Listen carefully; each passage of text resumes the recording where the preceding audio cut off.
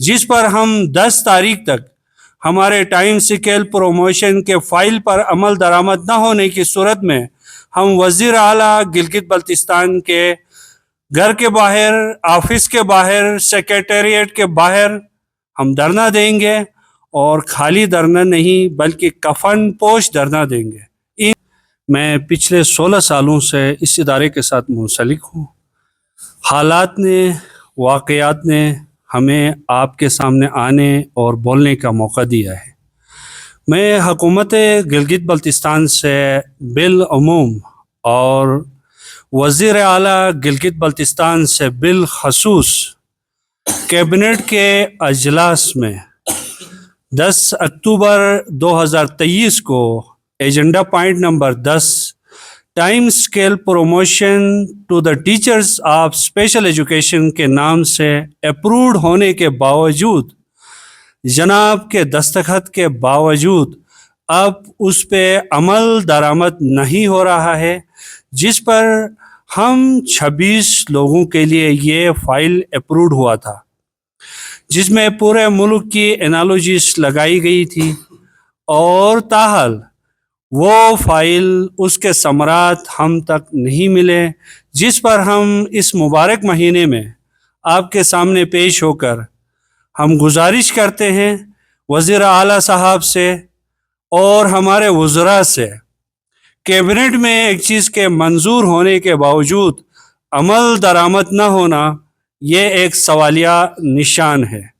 ہمارے ہی دفتر کے سکیل 1 سے 10 تک کے ملازمین کو، چاہے وہ ڈرائیور ہیں، چاہے وہ کلاس 4 ہیں، انہیں ٹائم کی سکیل کی سہولت دی گئی ہے، اور ہم تاحال اس سہولت سے محروم ہیں۔ کوئی پروموشن نہیں ہے۔ 18ویں ترمیم سے پہلے ہمارا ادارہ منسٹری آف سماجی بہبود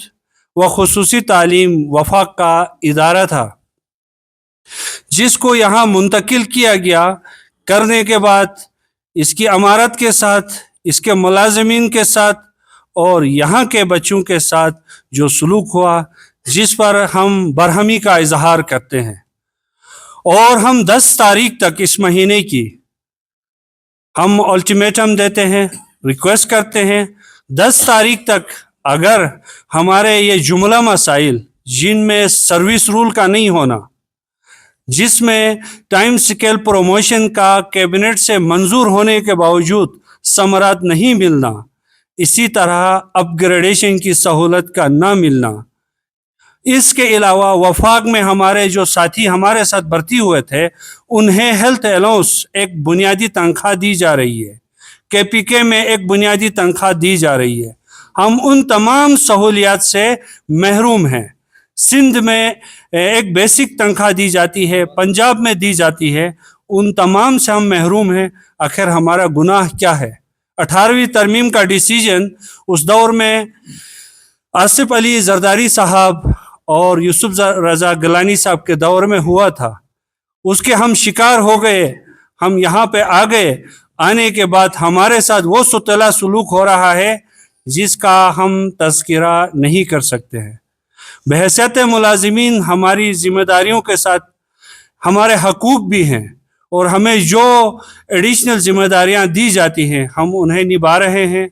اپنی کیپیسٹی کے مطابق، لیکن ہمیں حقوق نہیں دیے جا رہے ہیں۔